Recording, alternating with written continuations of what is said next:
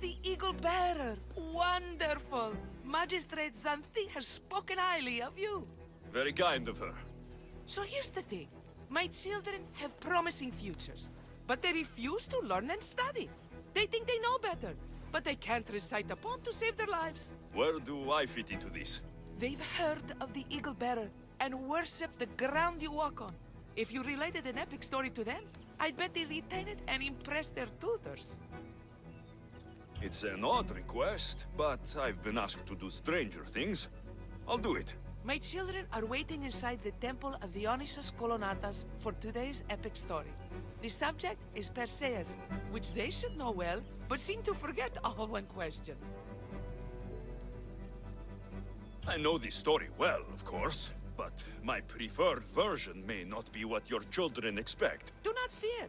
If you need a reminder, there are many relics related to Perseus in the hall adjacent to the temple of the Dionysus Kolonatas. Good to know.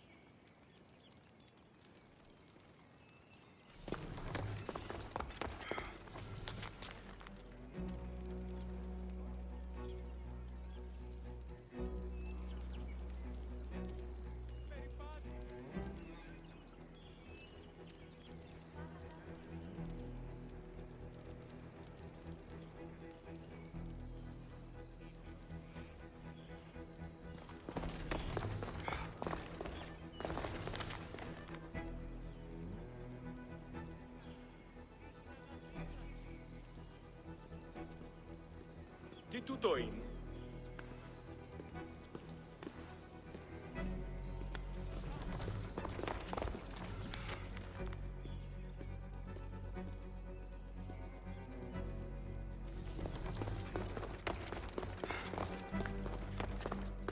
Επικαλούμε σε Μάκαν, πολιώνυμε, περίπολε και τελετάρχα, Θεόν Πάτερ ιδέ και Ιε.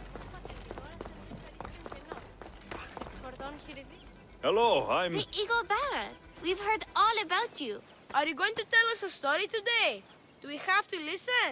We've heard it 100 times. Yes, that's me. And yes, I'm telling you a story.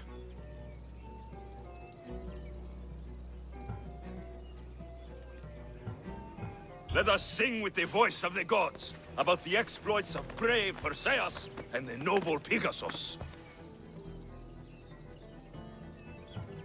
Acrisius, the king of Argos, was not a good man. He had one child, a daughter, Danae. Bitter that he had no son, he went to the oracle of Delphi and heard a prophecy that chilled him. Ooh, what was it? The oracle said Acrisius would be killed by his grandson. But Danae was unmarried and childless at the time. To protect himself, he locked Danae in a bronze room, open only to the sky.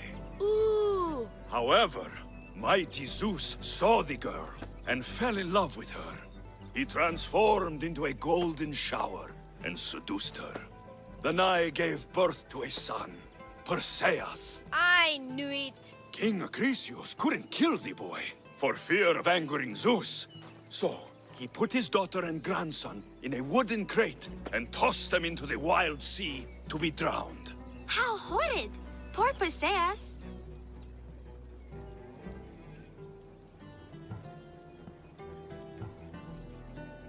Perseus and his mother Danae were rescued on the island of Seriphos, and Perseus grew up under the care of a kindly fisherman, Victis. Lucky them. Did the gods help? Maybe. Perseus learned to swim and ride and fight, and how to be good and just, even though his father was only a fisherman. I can do all those things too. Yeah, good for you. Except swim. Or be just. Hush. Now, Victis' brother was ruler of the island, but he was not a good man. He's scum.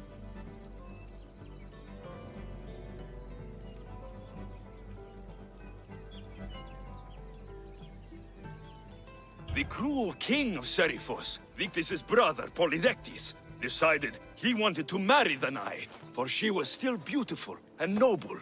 But Perseus knows his mother does not want this. Victis couldn't stop his brother, so it was up to Perseus to interfere and be annoying. Christos, that's your job. I would keep this stinky king from marrying you. The cruel and, stinky king became angry. To get rid of Perseus, Polydectes sent him on an impossible quest. Prove yourself a warrior, and fetch me a worthy wedding gift, the king said, by killing a great monster! I knew it! Shh, I knew it too.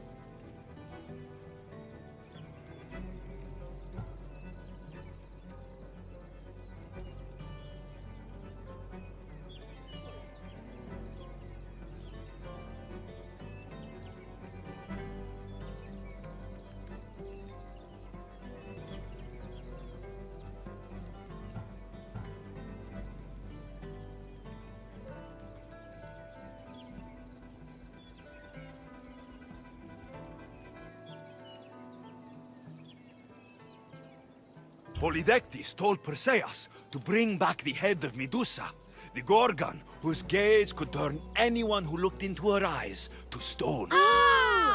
Polydectes knew that Medusa would be Perseus' death. That stinker! But the evil king did not know Perseus was favored by the gods. Hermes gifted Perseus with winged sandals and a silver sickle, and Athena gave him a bronze shield polished mirror bright. Perseus flew to Medusa's lair and used the shield to watch her reflection. He cut off her head with the sickle of Hermes. As she died, the winged foal Pegasus sprung from her neck. Yes! Flying home, Perseus found the maiden Andromeda chained on the Ethiopian cliffs, waiting to be sacrificed to the baleful sea monster Ketos. Perseus used Medusa's head to turn Ketos to stone, rescued Andromeda, and married her. Take that, Ketos! Perseus returned home to find King Polydectes relentlessly pursuing Danae. They quarreled, and Perseus showed the king his wedding gift.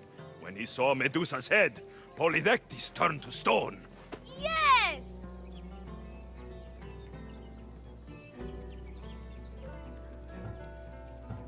Perseus traveled to Argos with his family, and one day competed in the great athletic games. He hurled the discus, and his throw was so great that it shot into the stands and struck King Acrisius. So doing, Perseus killed his grandfather and fulfilled the prophecy. Hurrah! You can't escape your fate. In the end, Perseus and Andromeda settled in Mycenae as king and queen, and had 7 sons and 2 daughters, the Perseidae. That was a great telling of the tale. I'll never forget it. Maybe the best. I can't wait to tell all my friends. Ah, thank you. I couldn't help overhearing the end of your story. Truly inspiring, Eagle Bearer. Thank you.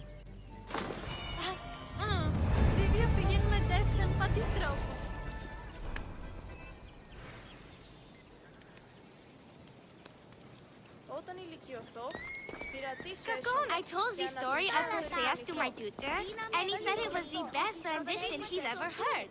My mother is so happy with us.